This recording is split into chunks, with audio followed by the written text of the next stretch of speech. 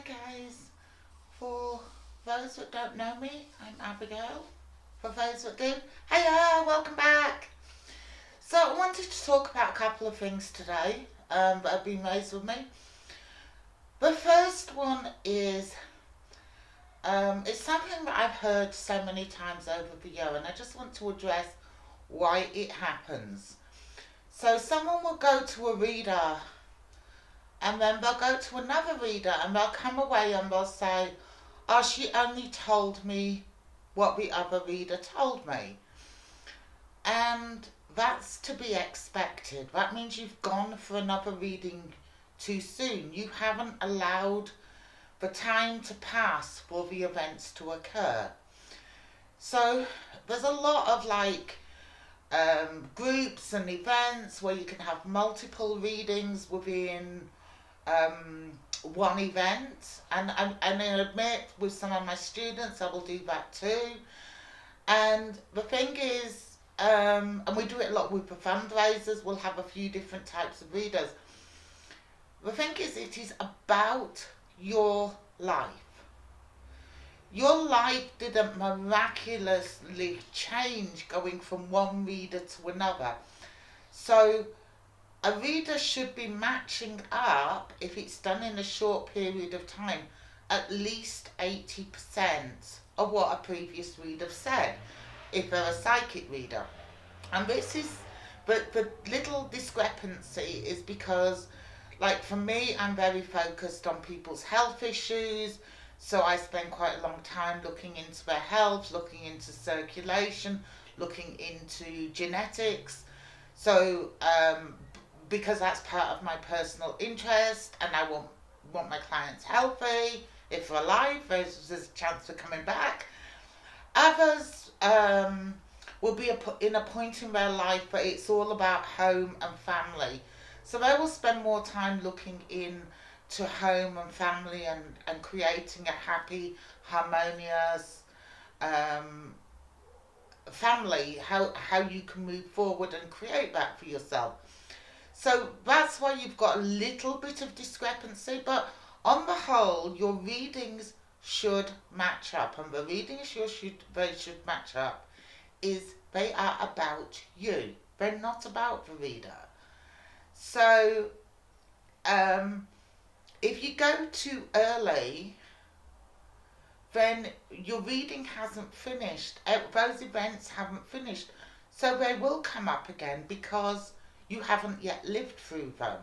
So if someone was supposed to be meeting someone but was going to give them good job opportunities, they go for a reading in 6 months, which is really too soon.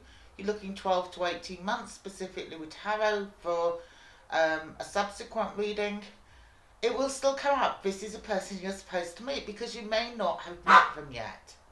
Okay, so I hope that makes sense and helps you understand that to go for a reading too soon, and I do, one of the things I do is I do delay people. If it is too soon, I will tell them, don't come yet. Don't come yet. Don't waste your money yet. I'm only going to be telling you what you've already heard. Now, if you're going to lots of different strangers, because this is how you like your readings, they don't know that you've already been told this. But what you need to remember, though you may have already been told this, your reader does not know you've already been told this. Your reader does not know this information. This is coming straight from psychic. So you can't judge your reader as harshly when it's your actions that have actually put you in that position, and your reader is actually accurate and telling you the truth.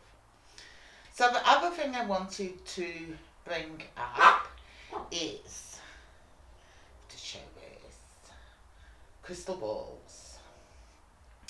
So to do a crystal ball reading, we don't have the timeline in. This is an amethyst one. We don't have the same timeline that we do with tarot.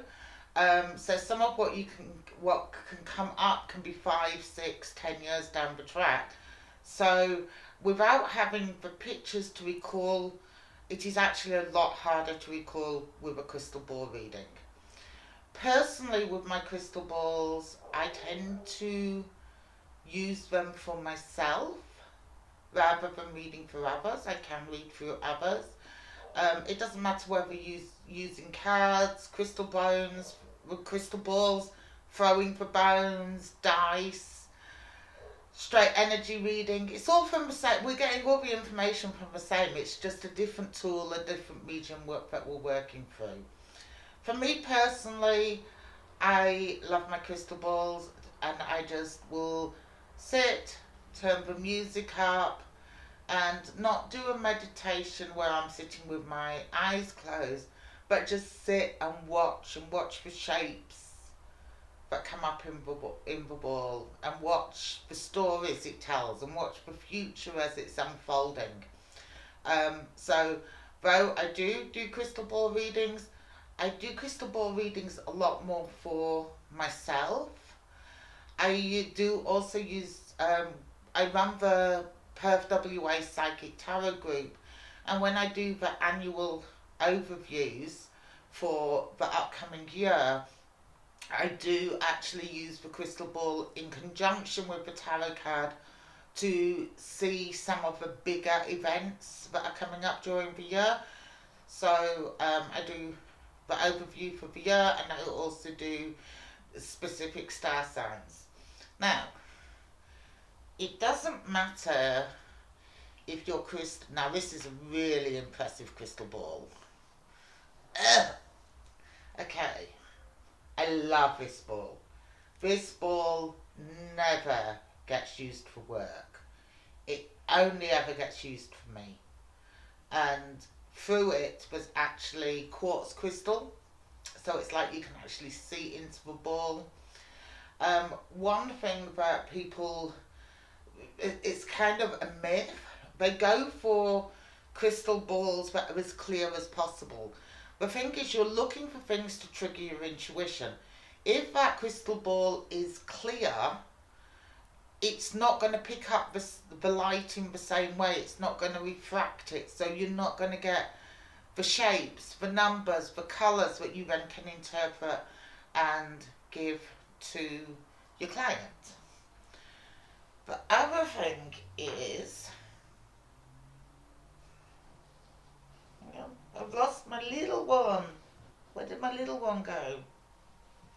Doesn't matter how big your crystal ball is. A crystal ball is still a crystal ball. Okay? I know this looks green on here, but it's not. Okay?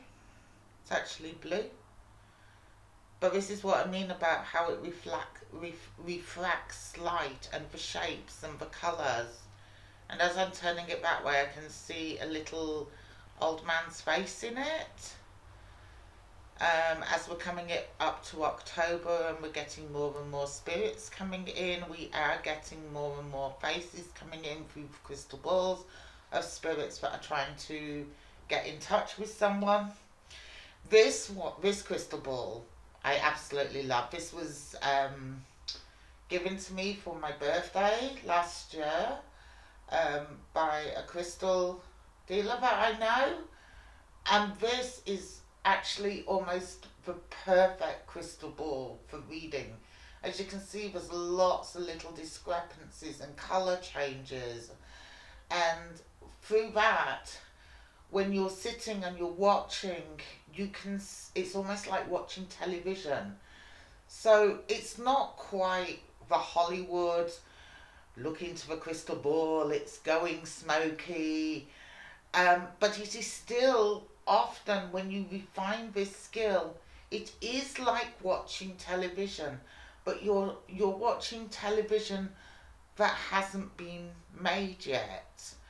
I do like to share a bit of a personal story, but I have been doing some work with the crystal ball, and every week it was like I was watching this movie, and I've been telling my friend about this amazing movie I'd been watching through the crystal ball. It was about this little girl that had been taken and blah blah blah blah blah. And 2 years later, she got in touch with me, and she had watched the series, which was new, on television. And I had watched it 2 years before and told her the storyline, which would have been when the movie was in process and being made, and I was getting to watch it while it was an idea. So, not everything that will come through is particularly useful. It was great for me because I don't like telly, so I got to watch a program that I really enjoyed without actually having to watch television. When you're choosing a crystal ball, it doesn't have to be huge, it doesn't have to be a smoky quartz, which gives you that whole misty mysticism look. It doesn't have to be clear. The more bits and pieces and colours and shapes make it easier to read. Um, though once you're competent and you're confident, to read a clear crystal ball isn't difficult, because you need less physical prompts to encourage your psychic. Okay? Remember, it doesn't matter what medium you use. You can be an energy reader. You can read bones.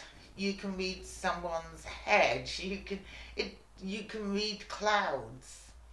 It's all information from the same place being funneled through the tool of your choice to give information to help someone else.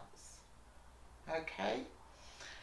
The other thing I would like to add is these are being made for people that are interested. Isolation is quite a big thing with this kind of work, in the fact that we're not sure how others will react to our interest in it. We may not want to share that, but we're not missionaries. We don't want to convert anyone. What we do want is we want people that this resonates with us to feel you are not alone. There is a lot of people that are going through what you go through, that understand what you can see and what you know and what you do. We are everywhere. Many are silent for fear of how people will react. So with doing these videos, I want people to understand that this is normal. We're not freaks because we can do it. We might not talk about it openly, but that doesn't mean that there's not thousands and thousands and thousands of people that share your views, that have your same skills as you, that understand exactly what it's like to be able to see things other people don't. Okay guys, I would like to thank you for joining me. I finally managed to get it done on a Saturday, on time. Admittedly, it's late at night, but I'm getting there. Okay, thank you for joining me guys, and I will see you next week. Take care. Bye.